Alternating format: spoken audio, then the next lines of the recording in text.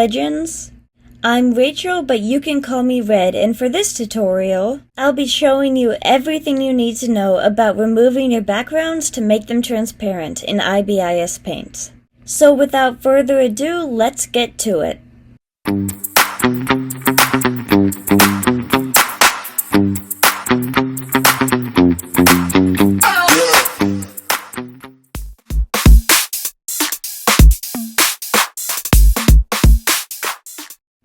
The type of background you're trying to remove will determine the editing process, which will just have some minor changes depending on which one.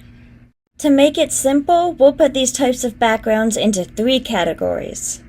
This is essential for understanding the removal process. The 3 categories are white backgrounds, detailed backgrounds, and non-white solid color backgrounds. Let's briefly discuss each.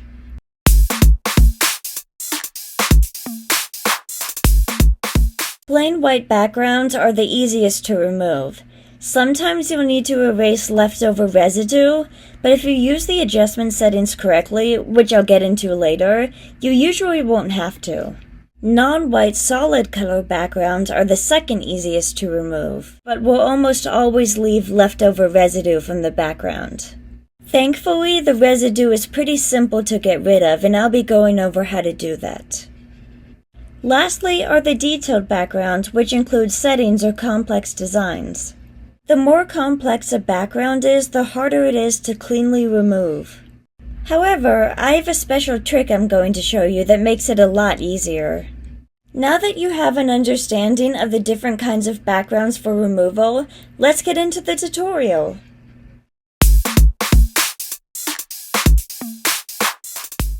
First, you're going to choose your image and upload it to IBIS Paint.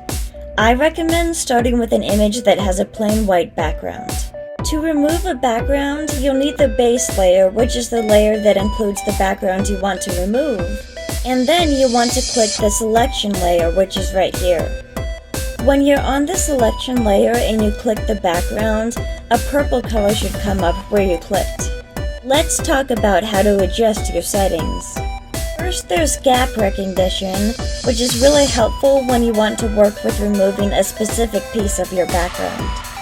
It's even more useful when you're working with a detailed background.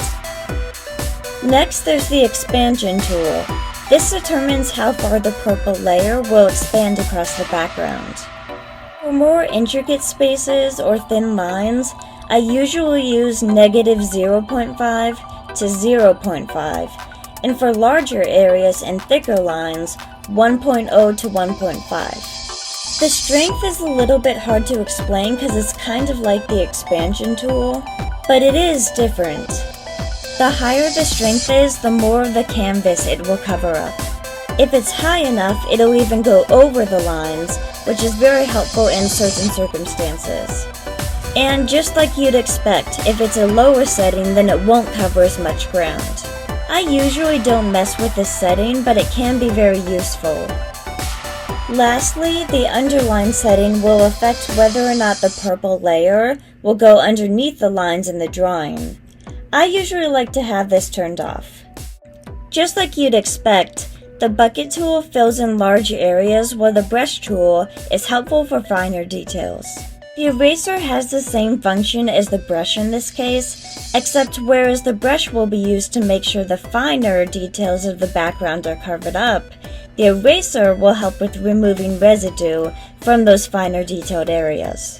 When you're working with a detailed background, these become even more important.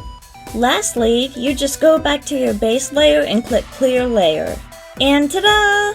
Your background is removed. Change your layer type to either of the transparent background options so you can save it as transparent. But first, make sure to remove any residue with the eraser. It's easier to see if you use the darker transparent background. But wait, we're not done yet! If you want to see how to easily remove a detailed background, stick around to the end.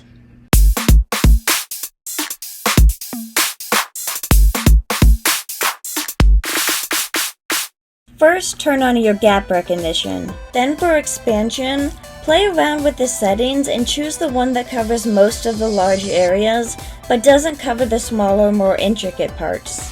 Then go to the clear layer setting and remove those parts.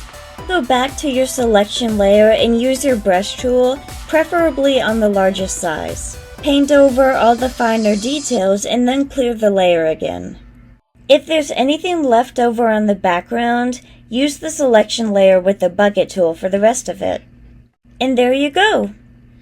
You just removed a detailed background. Well, thank you so much for watching, Legends! I hope this video answered all of your questions. Make sure to like and subscribe for more content like this. Goodbye, Legends!